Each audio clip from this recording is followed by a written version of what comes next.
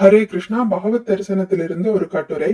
தேவகியின் குழந்தைகள் கம்சனால் கொல்லப்பட்டது ஏன்? தெரிந்த கதை, தெரியாத துணுக்கு. கிருஷ்ணர் தேவகியின் 8வது மகனாக பிறந்து கம்சனை வதம் செய்தார் என்பதும், தேவகிக்கு முதலில் பிறந்த 6 குழந்தைகள் கம்சனால் கொல்லப்பட்டனர் என்பதும் தெரிந்த கதை. அக்குழந்தைகள் யார், அவர்கள் ஏன் கம்சனால் கொல்லப்பட்டனர் என்பது தெரியாத துணுக்கு. கம்சன் முந்தைய பிறவியில் காலநேமி என்ற பெயரில் அசுரனாக வாழ்ந்து வந்தான். ஹிரண்யகசிபுவின் மகனாக இருந்த காலநேமிக்கு 6 மகன்கள்.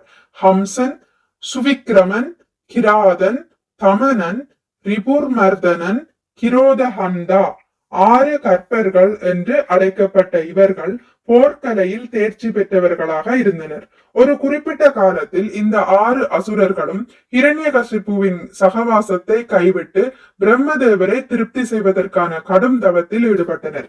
தவத்தில் திருப்தியுற்ற பிரம்மதேவர் அவர்களுக்கு வரமளிக்க முன்வந்த போது, தேவர்கள், யக்ஷர்கள், கந்தர்வர்கள், சித்தர்கள், சாரணர்கள், மனிதர்கள், முனிவர்கள் ஆகியோரால் கொல்லப்படக்கூடாது என்ற வரத்தை அவர்கள் வேண்டினர். பிரம்மதேவரும் அந்த வரத்தினை அவர்களுக்கு நல்கினார். ஆனால் இச்சம்பவத்தை கேள்விப்பட்ட ஹிரண்யகசிபு மிகவும் கோபம் கொண்டான். கடும் கோபத்தில் அவன் அவர்களுக்கு சாபமிட்டான். என்னுடைய சகவாசத்தை கைவிட்டு தேவர்களிடம் சென்று வரம் கேட்கிறீர்களா? உங்களின் மீது எனக்கு இருந்த பாசம் முழுவதுமாக அகன்று விட்டது. ஆயினும் என்னை கைவிட்டு தேவர்களை அணுகிய குற்றத்திற்காக நான் உங்களுக்கு சாபமிடுகிறேன். நீங்கள் வருங்காலத்தில் உங்களுடைய தந்தையின் கையினாலேயே மரணமடைவீர்கள். இவ்வாறு சாபமிட்டான். ஹிரண்யகசிபுவின் அந்த சாபத்தின் விளைவாக அந்த 6 அசுரர்களும் தேவகியின் வயிற்றில் பிறந்தனர். அவர்களது தந்தையான காலநேமி கம்சனாக பிறந்து அந்த 6 அசுரர்களையும் கொலை செய்தான்.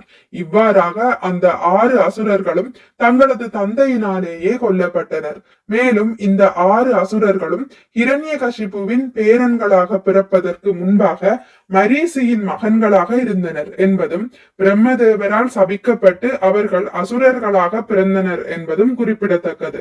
ஆதாரம்: ஹரிவம்ச புராணம், விஷ்ணு பர்வம் 2வது அத்தியாயம், ஸ்ரீமத் பாகவதம் 10ஆம் காண்டம், அத்தியாயம் 85, பதங்கள் 48-49, ஸ்ரீதர சுவாமியின் உரை மற்றும் ஸ்ரீல விஸ்வநாத சக்கரவர்த்தியின் உரையிலிருந்து எடுக்கப்பட்டது. மிக்க நன்றி. ஹரே கிருஷ்ணா.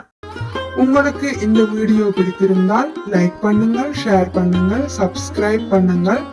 நோட்டிபிகேஷன் பெல்லை அழுத்துவதன் மூலம் அடுத்த பதிவுகள் உங்களை வந்தடையும்.